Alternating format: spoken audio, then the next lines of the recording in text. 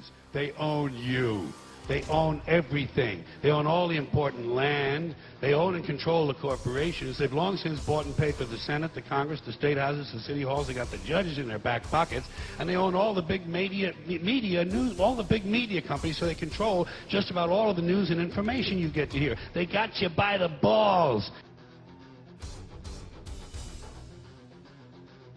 Well, the Federal Reserve is an independent agency, and that means basically that there is no other agency of government which can overrule actions that we take.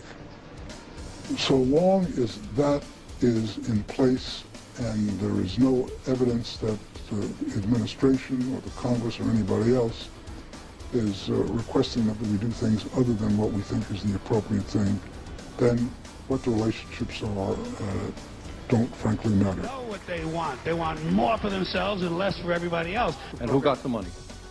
Hundreds and hundreds of banks. Any bank that has access to the U.S. Federal Reserve's discount. Tell us who they are.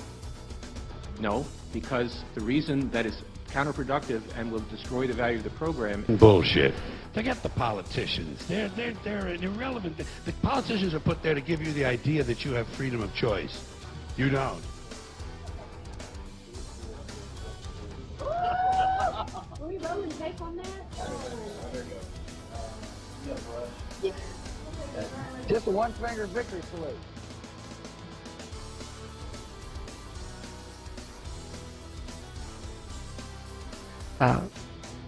I don't know how to work any harder than we're already working. Bullshit. And I take your feedback very seriously. Bullshit. That's why we're working as hard as we are, and we're just going to keep doing and trying to accomplish and meet your expectations. Bullshit. Where would we be without our safe, familiar American bullshit?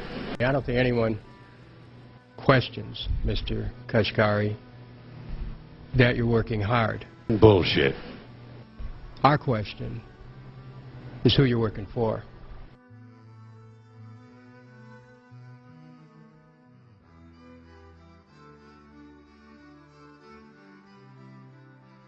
They don't want well-informed, well-educated people capable of critical thinking. They're not interested in that. They don't want people who are smart enough to sit around the kitchen table and figure out how badly they're getting fucked by a system that threw them overboard 30 fucking years ago.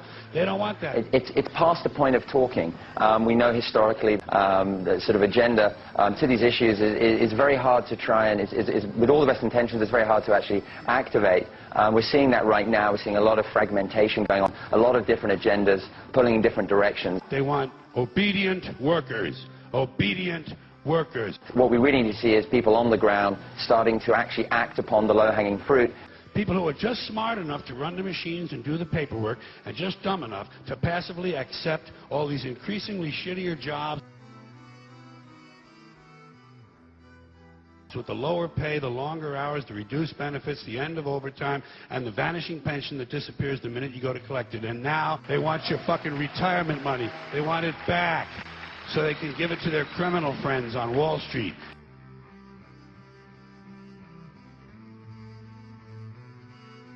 Nobody questions things in this country anymore. Nobody questions things. Why? People are too fat and happy. People are way too fucking prosperous for their own good. Everyone's got a cell phone that'll make pancakes and rub their balls now, you know?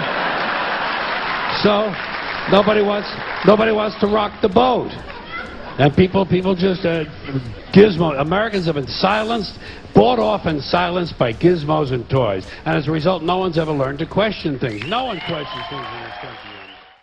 Let's say the United States needs money. Instead of issuing their own United States notes backed by their own credit, they issue treasury bonds. They then sell these bonds to the Federal Reserve, which buys them with money they created out of thin air. The money that the Fed created then goes to the U.S. The U.S. then pays interest on the money that the Fed lent to the Treasury. So to clarify, the Fed creates money from nothing, loans that money to the U.S., and then charges interest on that money. What this means is that there is never and will never be enough money in circulation or in existence to pay back that debt. We as a country, as well as private citizens, are forever enslaved by debt with no way of ever paying it off. Now, when the Federal Reserve buys bonds on Wall Street, The major financial firms that have been selected as dealers deposit the proceeds at their own banks.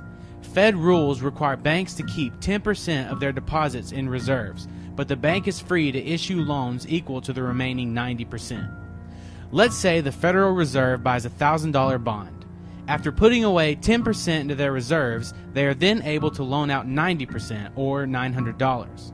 Since the original $1,000 is still on deposit, the $900 in loan proceeds is more new money, money created out of nothing. A total of $1,900 of new money is now available in the economy. Now the person that took the $900 loan spends that money. The payee then deposits the $900 into their bank account, and once again, reserves and deposits increase. This process goes on until that original $1,000 bond, which was created from nothing, becomes $10,000, making this one full-fledged debt machine while also devaluing the dollar.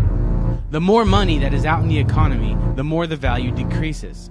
There's no wonder that since the implementation of the Federal Reserve in 1913, the dollar has lost over 95% of its value.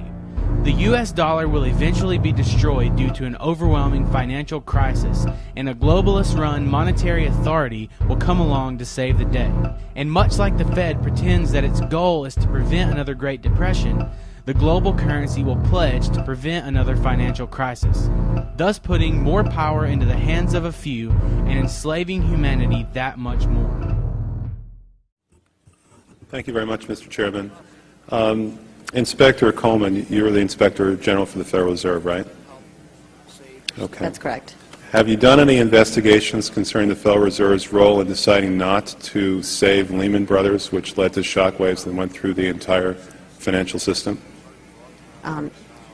In that particular area, I don't generally comment on specific investigations, but we do not currently have an investigation in that particular area. All right. What about the $1 trillion plus in expansion of the Federal Reserve's balance sheet since last September? Have you conducted any investigations regarding that? Right now we have a, we call it a review, and so I don't know if the term investigation may have different connotations. So we're actually conducting a fairly high-level review of the various lending facilities collectively, which would include the TALF, a variety of the different programs that are in process. So we're looking at them at a fairly high level to identify risk. Well, I understand that, but we're talking about events that started unfolding 8 months ago. Have you reached any conclusions about the Fed expanding its balance sheet by over $1 trillion since last September? We have not yet reached any conclusions. Do you know who received that money? For the... We're in the process right now of doing our review, and... Right, but you're the Inspector General. My question to you specifically is, do you know who received that $1 trillion plus that the Fed extended and put on its balance sheet since last September? Do you know the identity of the recipients? I do not know. We have not looked at that specific area at this particular point on those reviews. What about Bloomberg's report that there are trillions of dollars in off-balance sheets transactions that the Federal Reserve has entered into since last September? Are you familiar with those off-balance sheet transactions? I think it may be important at this point, too, just to bring up a certain aspect related to our jurisdiction. And just to clarify perhaps some of my earlier comments. We are the Inspector General for the Board of Governors, and we have direct oversight over board programs and operations, and are also able to look at board-delegated functions to the reserve banks, as well as the board's oversight and supervision of the reserve banks. We do not have jurisdiction to directly go out and audit reserve bank activities specifically. Nevertheless, in our lending facilities project, for example, we are looking at the board's oversight over the program, and to the extent that extends out to the Federal Reserve Bank of New York. Well, I have a copy of the Inspector General Act here in front of me, and it says, among other things, that it's your responsibility to conduct and supervise audits and investigations relating to the programs and operations of your agency. That's correct. So I'm asking you if your agency has, in fact, according to Bloomberg, extended $9 trillion in credit, which, by the way, works out to $30,000 for every single man, woman, and child in this country. I'd like to know, if you're not responsible for investigating that, who is? We have responsibility for the Federal Reserve's programs and operations, audits, to conduct audits and investigations in that area. In terms of who's responsible for investigating, would you mind repeating the question one more time? What have you done to investigate the off-balance sheet transactions conducted by the Federal Reserve, which, according to Bloomberg, now total $9 trillion in the last 8 months? I'll have to look specifically at that Bloomberg article. I'm not, I don't know if I have actually seen that particular one. That's not the point. The question is, have you done any investigation or auditing of off-balance sheet transactions conducted by the Federal Reserve? At this point, we're conducting our lending facility project at a fairly high level and have not gotten to a specific level of detail to really be in a position to respond to your question. Have you conducted any investigation or auditing of the losses that the Federal Reserve has experienced on its lending since last September?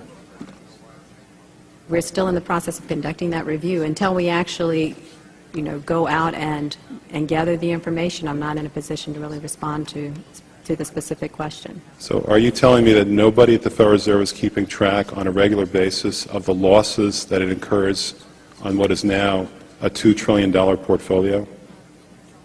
I don't know if you're telling me that you're mentioning that there's losses. I'm just saying that we're not, until we actually look at the program and have the information, we are not in a position to say whether there are losses or to respond in any other way to that particular. Mr. Chairman, my time is up, but I have to tell you honestly, I am shocked to find out that nobody at the Federal Reserve, including the Inspector General, is keeping track of this.